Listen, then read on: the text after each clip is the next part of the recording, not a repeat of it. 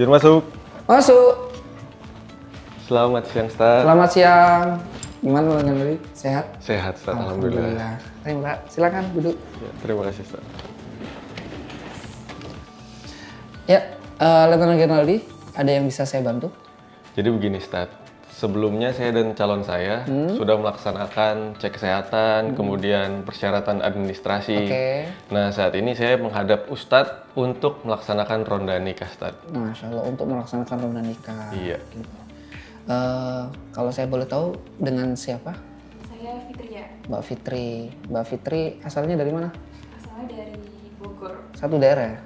Satu daerah, Satu Ustaz. daerah. Wah, luar biasa ya. Sudah kenal lama sama Letnan Geraldi? Cukup lama. Cukup lama ya. Saya nggak saking cukup lamanya sampai memastikan atau memutuskan untuk melanjutkan ke jenjang pernikahan. Sebelumnya apakah sudah yakin sama Letnan Geraldi? Insya Allah yakin. Nggak ada keraguan ya? Yakin ya? Insya Allah. Gitu. Tahu bagaimana tugas Letnan Geraldi sebagai seorang TNI Angkatan Laut? Sudah tahu. Sudah tahu ya. Dan siap untuk ditinggal-tinggal ya? Siap insya Allah. Alhamdulillah. Kalau Letnan Geraldi gimana dengan Mbak Fitri? Sudah yakin? Wah, sangat yakin, Ustadz. Mantan-mantannya sudah diputusin semua ya? Oh, sudah, Ustadz. Sudah Alhamdulillah. bersih. Oh, alhamdulillah sudah bersih ya.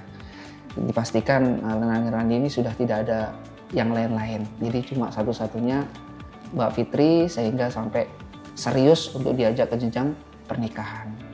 Baik, sebelum saya selaku perwira rohani Islam ingin memberikan sedikit nasihat tentang pernikahan, saya pengen denger nih Mbak Fitri baca Al-Quran. Boleh ya? Oke, coba. Baca 1 atau 2 ayat. Ini bisa dibaca surat Ar-Rum ayat 21. Bismillah. Iya. Ntar boleh dibantu kalau ada yang salah. Oke, Ayat 21. ya. A'udzubillahi minasyaitonirrajim. Bismillahirrahmanirrahim. Wa min ayatihi an khalaqalakum min anfusikum azwajal litaskunu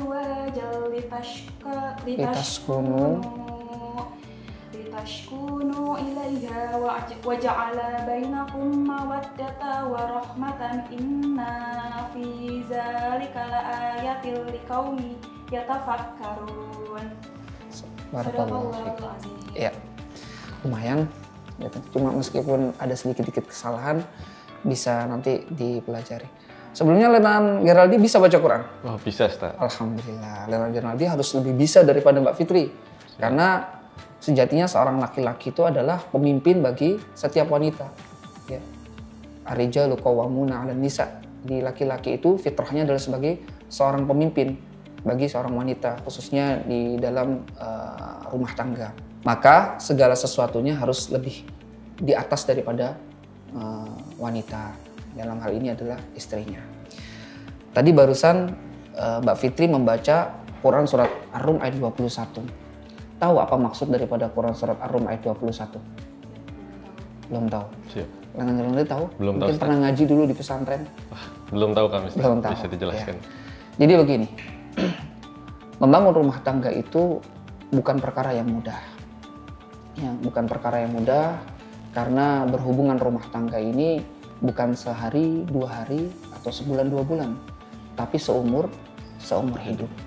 Nah tentunya setiap insan dalam membangun rumah tangga itu menginginkan rumah tangganya rumah tangga yang sakinah, mawaddah, rahmah, atau disingkat dengan samara. Samara, Ustadz. Samara, sakinah, mawaddah, rahmah. Dan itu adalah fitrah setiap insan, setiap manusia. Mereka menginginkan rumah tangga yang sakinah, rumah tangga yang membawa ketenangan, rumah tangga yang membawa kasih sayang. Dan ini Allah Subhanahu wa taala jelaskan tadi di dalam Quran surat Ar-Rum ayat 21, di mana Allah Subhanahu wa taala berfirman, "Wa min ayatihi an khalaqalakum min anfusikum azwajan litaskunu ilaiha." Kata Allah Subhanahu wa taala, dan di antara tanda-tanda kekuasaan Allah Subhanahu wa taala, Allah telah menciptakan pasangan dari sejenis kalian.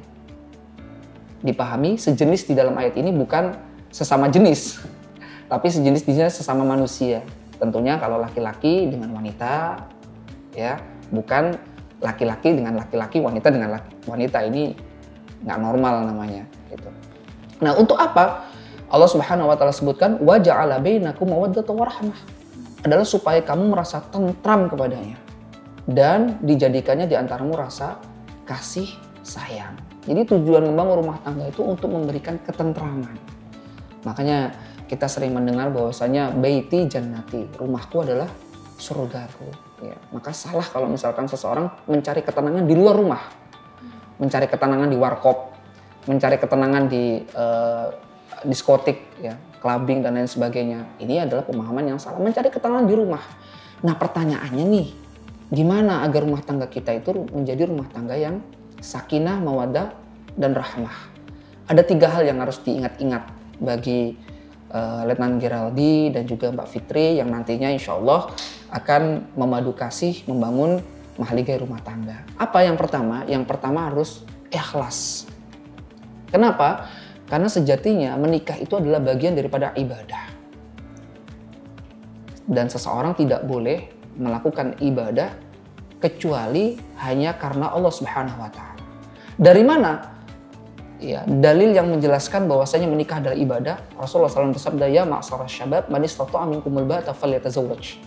Kata Rasulullah SAW, "Wahai anak muda, kalau kamu mampu untuk menikah, maka menikahlah. Fa in aghadul basar wa ahsanul farji." Karena menikah itu dapat menundukkan pandangan dan menekan syahwat kemaluan. Nah, ini poin penting yang harus tetap dipegang oleh suami maupun istri dalam rumah tangga. Ingat, tujuan menikah itu untuk menundukkan pandangan dan menekan syahwat. Artinya, walaupun nanti sudah menikah setahun, 2 tahun, tetap harus menjaga penampilan satu sama lain. Karena menikah memang tujuannya untuk menundukkan pandangan. Bagaimana suami bisa menundukkan pandangan di luar? Kalau istrinya sampai di rumah pakai daster, koyo, dicium bukan parfum, minyak kapak, gitu kan. Akhirnya suaminya tidak betah di rumah. Gitu. Apalagi dasternya sobek-sobek. Ini nyaman Ustadz, ini udah yang paling nyaman gitu kan. Biasanya ibu kan gitu kan. Daster sobek udah yang paling nyaman gitu. Ini salah. Tapi bagaimana dia bermake up, dia menggunakan skincare, diniatkan ibadah untuk melayani suami. Dan juga begitu, suami juga bagaimana menjaga penampilannya, harus tetap six-pack, ya Lena dia. Jangan setelah menikah kok tambah maju, gitu kan. Tadinya six-pack jadi one pack, ya. Jarang olahraga, ya karena itu tadi yang paling penting dalam urusan rumah tangga adalah urusan ranjang. Karena tadi tujuan menikah itu untuk menundukkan pandangan dan menekan syahwat daripada kemaluan. Dan ini membangun rumah tangga harus ikhlas karena Allah Subhanahu wa taala. Kemudian yang kedua yang harus diingat-ingat. Bagi suami maupun istri harus serius bersungguh-sungguh dalam menjalankan kewajiban. Jangan saja hanya menuntut hak.